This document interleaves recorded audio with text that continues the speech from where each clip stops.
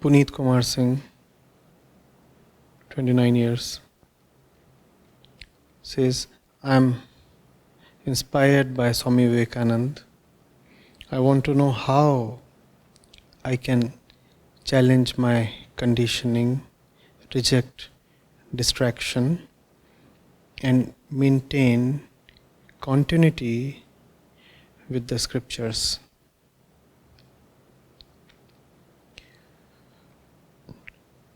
Puneet, you have a giant no less than Swami Vivekananda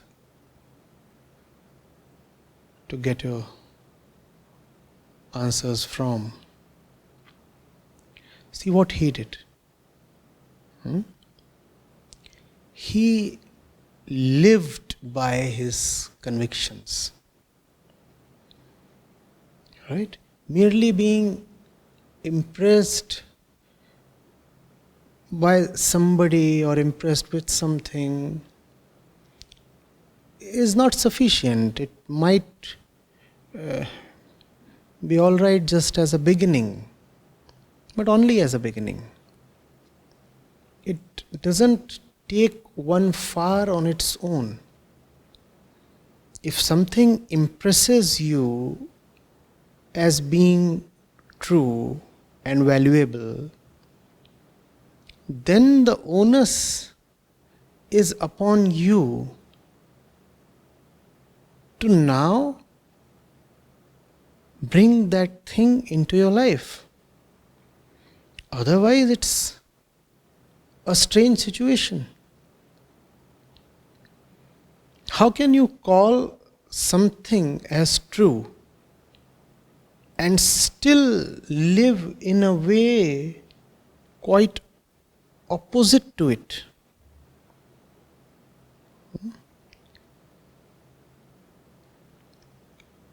If Swami Vivekananda felt that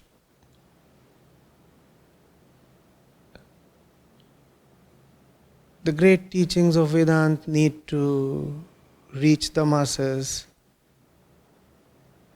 then he very vigorously went about propagating the message of Vedanta. So much so that his zeal carried him beyond the borders of not merely this country, but actually this continent. It was not very easy to sail to America those days, and if you read the description of how he managed it and what all he had to go through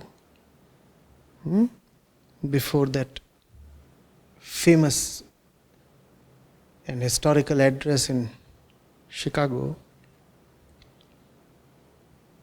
you learn something.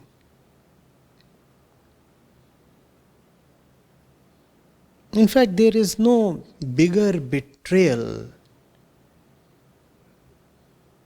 to oneself than to not live by one's deepest convictions. You see, there are people who don't have any convictions at all.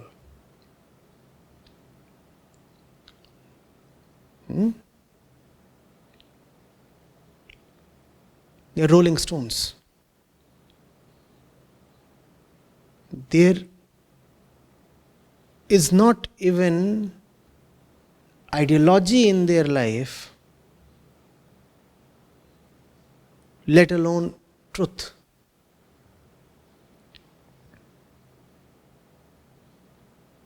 Thought they use just to get their desired object. They never think about the subject at all. Most people belong to this category. Then there are a few who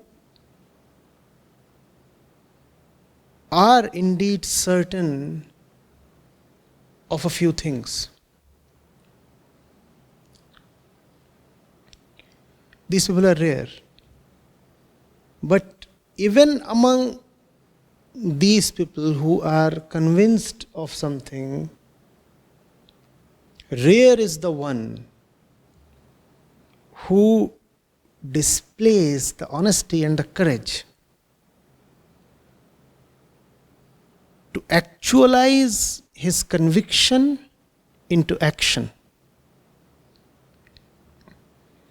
Otherwise, you'd meet a lot of people who, at concept level,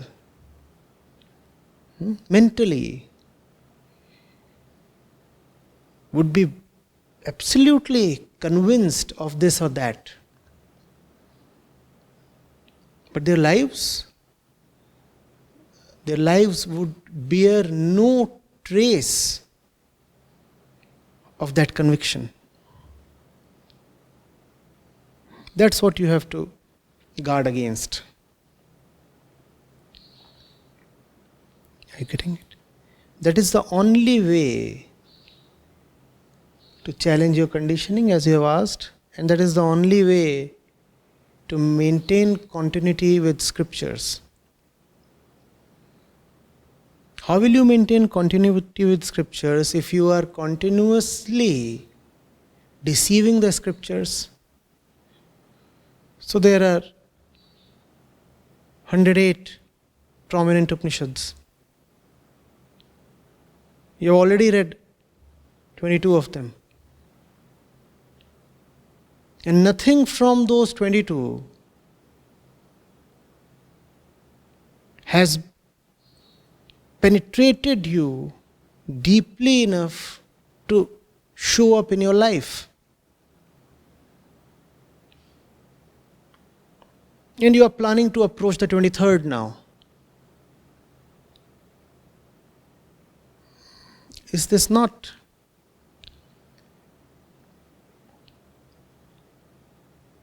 an obvious fraud of some kind?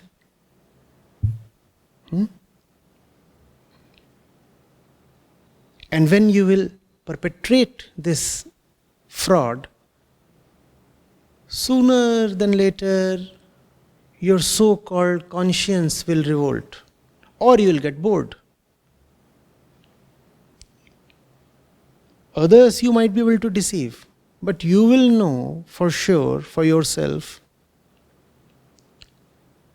that the stuff that you are reading has not been useful to you. It has not been useful to you because you have not put it into action.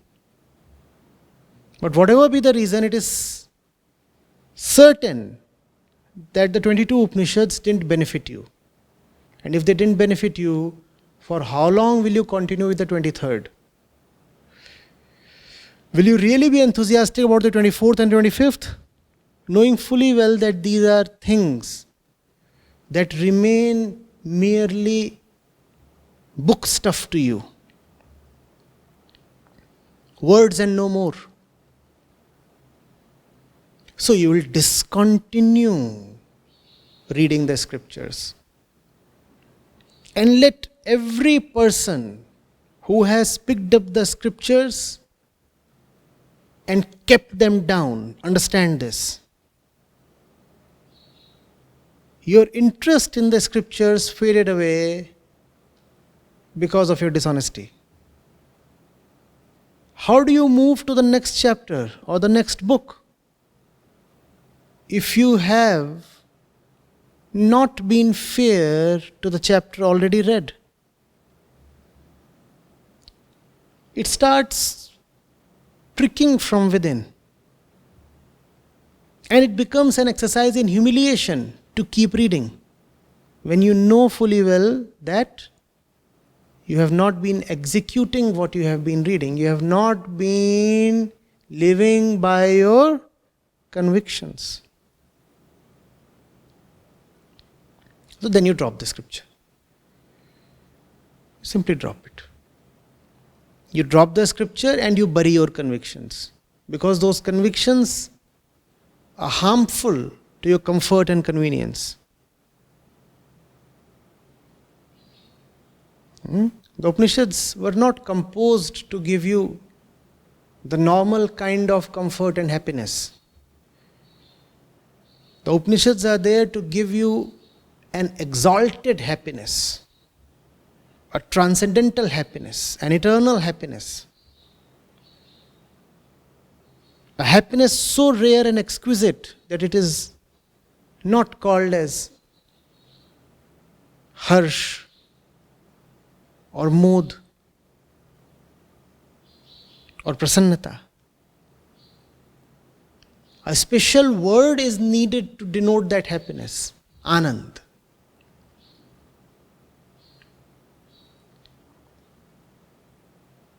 It's a difficult happiness. It's a challenging happiness.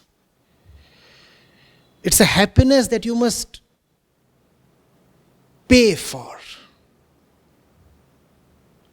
It's not one of those cheap happinesses that come to you because somebody has tickled your tummy, or because your eyes have just landed upon some object you can lust at. Not that kind of your everyday happiness.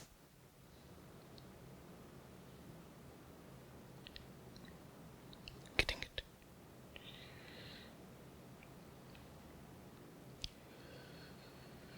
So these two are related. You asked, how do I challenge my conditioning? How do I continue with the scriptures and spirituality? These two are related. The only way to continue with the scripture that you are reading or the spiritual practice you are into is to keep demolishing your conditioning. If you are not constantly progressing against your conditioning, you will soon lose interest in the scriptures. The very sight of the scripture or the teacher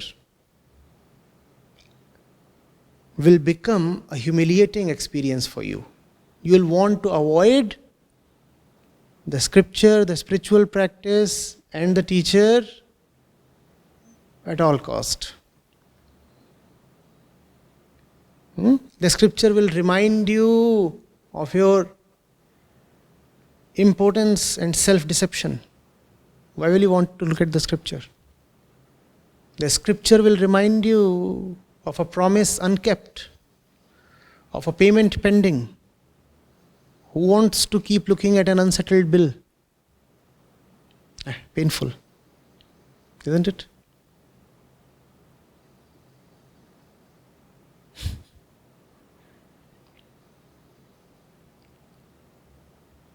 Scriptures are not just ordinary books.